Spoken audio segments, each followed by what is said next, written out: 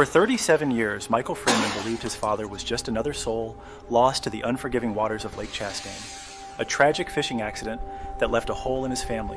But when a record-breaking drought peels back the lake's surface to reveal a sun-baked floor, a hiker stumbles upon his father's dented tackle box.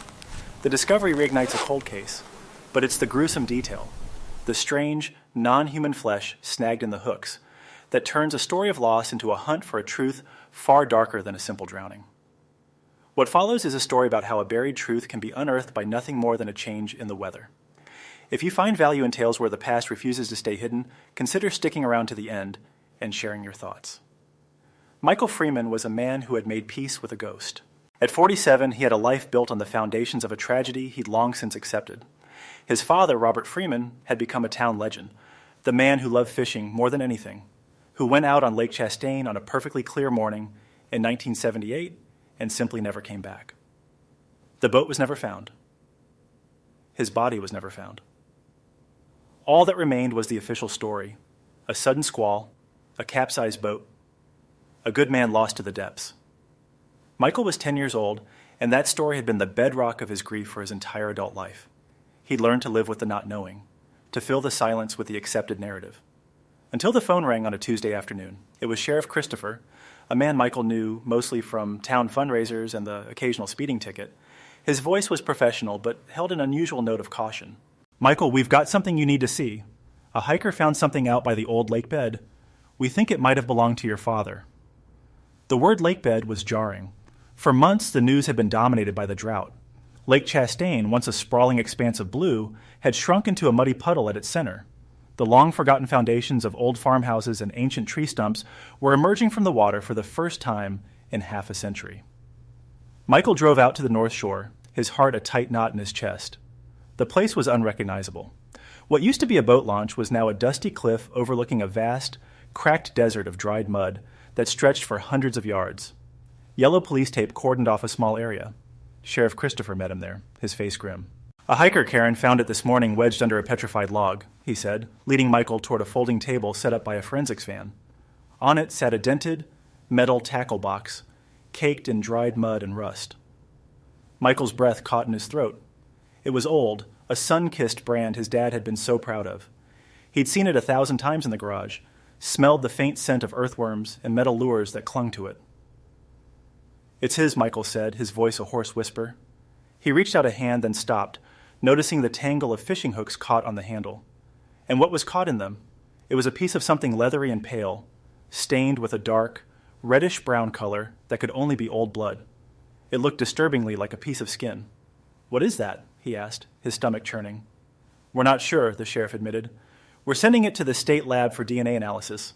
It's unusual. But Michael, this changes things. Your father's case was ruled an accidental drowning. This is the first piece of physical evidence we've ever had. We're officially reopening the investigation."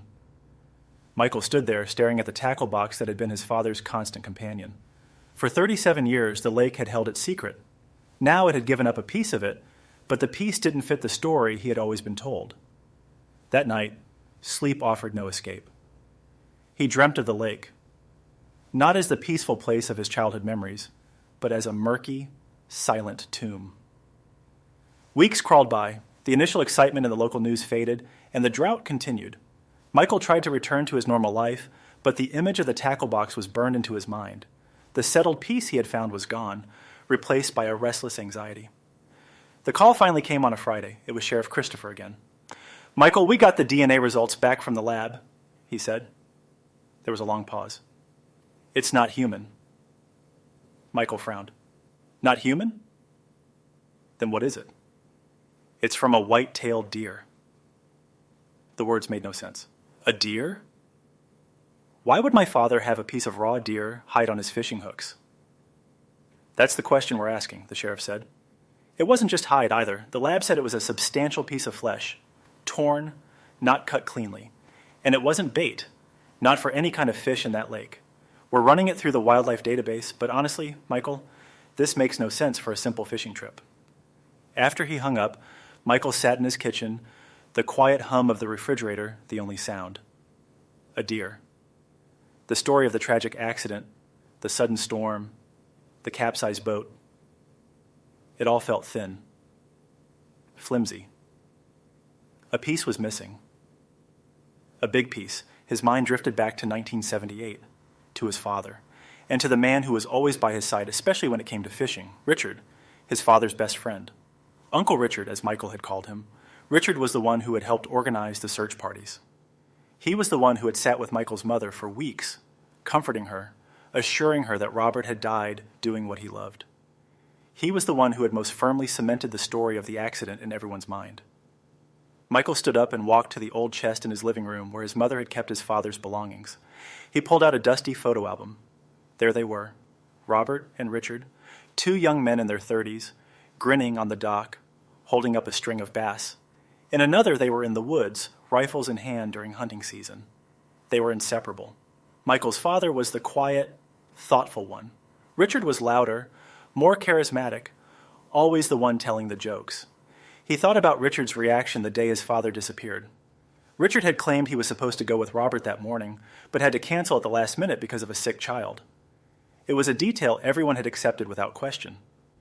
Driven by a new, nagging suspicion, Michael spent the next weekend in the attic, sifting through boxes of his father's old things. He found maps, old fishing licenses, and stacks of outdoor magazines. Tucked inside a worn copy of a hunting guide, he found a topographical map of the Lake Chastain area. It was covered in his father's neat, penciled-in notes, marking depths and his favorite spots for trout and catfish. But then he saw something that made him pause. In a remote northern cove of the lake, far from any of the known fishing hotspots, was a small circle drawn in red ink. Next to it was a single letter, R. Michael stared at the mark. Why would his father, a methodical fisherman, mark a spot in a shallow, weedy cove known for being terrible for fishing? He pulled out a current map of the area online and cross-referenced the location. The cove was surrounded by dense, state-owned forest land. It was rugged and difficult to access by land, an ideal place if you didn't want to be seen. He spent the next few days at the town library, looking through microfiche of old newspapers from the late 70s. He searched for anything related to that area. He found articles about the dam's construction, fishing tournament results, and then he found it. A small article from 1977, a year before his father vanished. It was a report from the state game warden warning about a rise in illegal deer poaching in the forests surrounding Lake Chastain. The article mentioned authorities were investigating a suspected ring of poachers who were using the lake's remote coves to transport carcasses by boat at night, avoiding patrols on the roads. A cold dread washed over Michael. A remote cove. A deer. A man who was an expert hunter and fisherman. And his best friend. The pieces were starting to connect, forming a picture he didn't want to see. He knew what he had to do. He had to go see Richard. Richard lived in the same small house he'd lived in for 50 years, on the other side of town. He was in his late 70s now, a widower, and age had stooped his shoulders and thinned his hair. But when he opened the door, his eyes were just as sharp as Michael remembered. They held a flicker of surprise, then warmth. "Michael! My goodness, what a surprise. Come in, he said, his voice raspy. Michael stepped into the familiar living room, filled with photos of Richard's children and grandchildren. A framed picture of his father and Richard sat on the mantel, the two of them smiling, forever young. "It's been a while, Richard," Michael said, his voice steady. "Too long. Can I get you a coffee?" "Tea?" "I'm fine, thank you. I came to talk about my father." Richard's friendly expression tightened almost imperceptibly. He sat down heavily in his armchair. "Of course. What's on your mind, son?" Michael didn't waste any time. He told him about the tackle box, about the DNA results. He watched Richard's face carefully. The old man listened, his expression a perfect mask of sad sympathy. "A deer?" Richard said, shaking his head. "That's mighty strange. I can't imagine why Robert would have something like that. Maybe he found it. Was going to report it?" "Maybe," Michael said. He pulled the folded copy of the map from his pocket and spread it on the coffee table between them. He pointed to the red circle. "I found this in his things. You know this cove, Richard?" Richard squinted at the map. For the first time, a crack appeared in his composure. His gaze darted from the map to Michael's face, and in that fleeting moment, Michael saw not just recognition, but fear. I don't recall," Richard stammered. "It's been so long. We fished all over that lake. This isn't a fishing spot, Michael pressed, his voice hardening. I checked. It's a shallow, muddy dead end, but it is a good place to hide a boat. The old newspapers said poachers used these coves back then. You and Dad were hunters. You knew these woods better than anyone. Richard stood up abruptly, his face flushed. What are you trying to say, Michael? Are you accusing me of something? After all these years? Your father was my best friend. I loved him like a brother. My father's tackle box was found with a piece of a poached deer on it, in a place marked on his map that has a history of illegal poaching, Michael said, standing to face him. You were the last person scheduled to see him alive. You told everyone you canceled. Did you, Richard? Did you really cancel? Or were you out there with him? The silence in the room was deafening. Richard stared at him, his jaw working, his folksy charm completely gone, replaced by the cornered look of an animal. The friendly Uncle Richard from Michael's childhood vanished, and in his place was a stranger, an old man with a secret that was finally, after 37 years of silence, clawing its way to the surface. Richard's shoulders slumped in defeat. He sank back into his chair, the energy draining out of him until he seemed to shrink. He stared at the picture on the mantel, the one of him and Robert, a lifetime ago. We weren't supposed to be poaching that day, he whispered, his voice cracking. It was just easy money. The economy was bad. I had a family to feed. He looked at Michael, his eyes pleading for an understanding that Michael could not give. Your father, he was a good man. Too good. He got involved because of me. At first it was just a few deer here and there, but it grew. It became a business. Your dad had a conscience, you see. It started eating at him. The waste, the breaking of the law, it went against everything he was. Richard took a shaky breath. He came to me the week before, said he was done, said he was going to talk to the game warden, confess everything. He wanted to give me a chance to come with him, to make it right. I begged him not to. It would have ruined me, Michael. I would have lost my job, gone to prison. The morning of the fishing trip, the story about the sick child was a lie. They met at the dock as planned, not to fish, but to talk one last time. They took the boat out to that cove, the one marked on the map. I thought I could change his mind, Richard continued, his voice barely audible. We argued.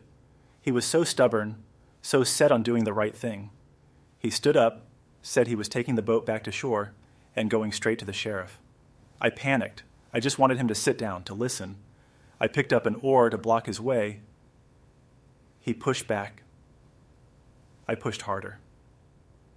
Tears streamed down the old man's face. It was an accident, I swear. I hit him harder than I meant to. He fell backward, hit his head on the side of the boat. He was gone. Just like that. Michael felt a wave of nausea. The ghost he had lived with for 37 years suddenly had a face, a name, a cause. It wasn't the lake. It was the man sitting in front of him. I didn't know what to do, Richard sobbed. I sat there with him for hours. I knew my life was over, so I made a choice. I took the anchor, tied it to him, and I let him go. I opened the seacock and sank the boat right there in the cove. The tackle box? It was full of bait from a deer we'd taken the night before. It must have fallen overboard during the struggle, and the line got snagged on something. I looked for it, but I couldn't find it in the murky water. I came back to shore, got rid of my clothes, and told everyone the story I'd made up. Michael stood motionless, the confession hanging in the air like poison. The man who had comforted his mother, who had placed a hand on his shoulder at the memorial service, had been the one who put his father at the bottom of that lake. He turned without another word, walked out of the house, and called Sheriff Christopher. The following weeks were a blur of police activity. Guided by Richard's confession, divers were sent to the remote cove. The water, still low from the drought, made their work easier. They found the boat first, buried in decades of silt. And then they found the remains of Robert Freeman. Michael chose not to bury his father in the ground. Instead, he rented a small boat and took his father's ashes to the center of Lake Chastain, to the spot where he and his dad had caught his first ever fish. The autumn rains had returned, and the lake was slowly rising, reclaiming the dry, cracked earth that had given up its secret. As he scattered the ashes across the water, he felt the weight of 37 years of not knowing finally lift. The ghost was at peace. His father wasn't just a man who died in an accident, he was a man who died trying to do the right thing. And in the end, that was a story Michael could live with. Richard's betrayal was born from fear of losing his livelihood, but it cost his best friend his life. Do you believe a person can be pushed to such an extreme act by financial desperation, or does it reveal a darkness that was always there? If this story gave you something to think about, please consider liking this audio and subscribing for more true stories where the past doesn't always stay buried. We appreciate every one of you who tunes in.